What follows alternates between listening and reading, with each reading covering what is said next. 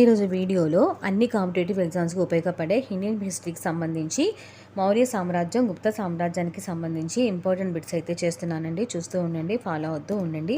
మొత్తం 100 బిట్స్ అయితే కవర్ అవుతాయి. మౌర్య సామ్రాజ్య స్థాపకుడు ఎవరు? ఏ అశోకుడు, ఆప్షన్ బి చంద్రగుప్త మౌర్యుడు, ఆప్షన్ సి బింబిసారుడు, option D సముద్రగుప్తుడు.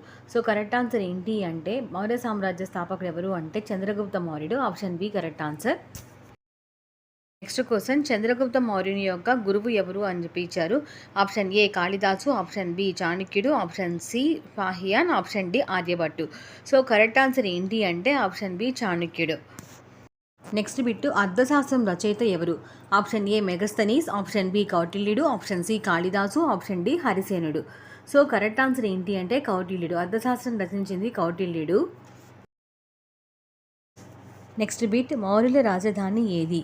Option A Ujjayini, option B పాటలీపుత్రం, option C Takshashila, option D Varanasi. Correct answer ఏంటి అంటే ఆప్షన్ బి పాటలీపుత్రం. ఇక్కడ మనకి తక్షశిల మనకి మహాజన పదాల్లో వస్తుందండి.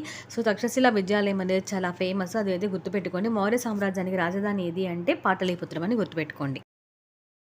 ఇండికా గ్రంథాన్ని రచించింది ఎవరు? Option A Fahien, option B Megasthenes, option C హరిసేనుడు, ఆప్షన్ డి అమరసింహుడు. కరెక్ట్ ఆన్సర్ ఏంటి అంటే ఆప్షన్ బి మెగస్తనీస్. ఇప్పటిదాకా చెప్పిన ప్రతి బిట్లో కూడా నేను ఆప్షన్ బిఏ చెప్తున్నాను అనుకోవద్దు, అది డిఫాల్ట్ అలా వచ్చిందండి. కళింగ యుద్ధం ఎవరి కాలంలో జరిగింది? ఆప్షన్ ఏ చంద్రగుప్తుడు, ఆప్షన్ బి బిందుసారుడు, ఆప్షన్ సి అశోకుడు, ఆప్షన్ డి స్కందగుప్తుడు. కరెక్ట్ ఆన్సర్ ఏంటి అంటే ఆప్షన్ సి అశోకుడు. సో ఇక్కడ ప్యాటర్న్ మారిందండి. ఆప్షన్ సి అశోకుడు కరెక్ట్ ఆన్సర్. కళింగ యుద్ధం ఎవరి కాలంలో జరిగింది అంటే ఆప్షన్ సి అశోకుడు. అశోకుడి కాలంలో జరిగింది. నెక్స్ట్ బిట్టు, అశోకుడు కళింగ యుద్ధం తర్వాత ఏ మతాన్ని స్వీకరించాడు? ఆప్షన్ ఏ జైన మతం, ఆప్షన్ బి బౌద్ధ మతం, ఆప్షన్ సి హిందూ మతం, ఆప్షన్ డి సిక్కు మతం. కరెక్ట్ ఆన్సర్ ఏంటి అంటే ఆప్షన్ బి బౌద్ధ మతం. అశోకుడు కళింగ యుద్ధం తర్వాత స్వీకరించిన మతం బౌద్ధ మతం. అశోకుడు యుద్ధాలు చేసుకుంటూ రాజ్యాలు గెలుచుకుంటూ వెళ్ళాడు. కళింగ యుద్ధం అనేది అతన్ని మార్చేసింది.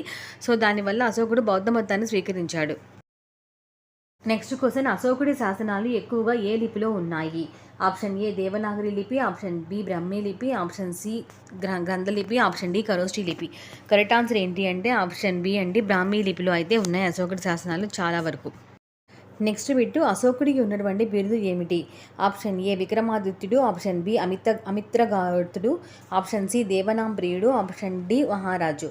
సో కరెక్ట్ ఆన్సర్ ఏంటి అంటే ఆప్షన్ సి అండి, దేవానాం ప్రియుడు. అశోకుడి బిరుదు ఏంటి అంటే దేవానాం ప్రియుడు. నెక్స్ట్ బిట్టు, మూడవ బౌద్ధ సభ ఎక్కడ జరిగింది? Option A Gaya, option B Sarnath, option C పాటలీపుత్రం, option D Kushinagar. Correct answer ఏంటి అంటే ఆప్షన్ సి పాటలీపుత్రం. మూడవ బౌద్ధ సభ ఎక్కడ జరిగింది అంటే పాటలీపుత్రంలో జరిగింది. నెక్స్ట్ బిట్టు, మహేంద్రుడు సంఘమిత్ర ఎక్కడ బౌద్ధ మతాన్ని ప్రచారం చేశారు? మహేంద్రుడు సంఘమిత్ర అనేటువంటి వారు ఎక్కడ బౌద్ధ మతాన్ని ప్రచారం చేశారు అని ఇచ్చారు. Option A China, option B Japan, option C Sri Lanka, option D Nepal. Correct answer ఏంటి అంటే ఆప్షన్ సి శ్రీలంక. సో శ్రీలంకలో వీరు బౌద్ధ మతాన్ని అయితే ప్రచారం చేయడం జరిగింది. మౌర్య సామ్రాజ్యానికి సంబంధించి పార్ట్ 1 అయితే కంప్లీట్ చేయడం జరిగింది. సో మళ్ళీ మరొక వీడియోలో కొన్ని క్వశ్చన్స్ అయితే చేస్తాను. మొత్తం 100 బిట్స్ అయితే చేస్తున్నాను. ప్రతి చాప్టర్ నుంచి అయితే అన్ని కాంపిటేటివ్ ఎగ్జామ్స్కి ఉపయోగపడతాయి. చూస్తూ ఉండండి, ఫాలో అవుతూ ఉండండి.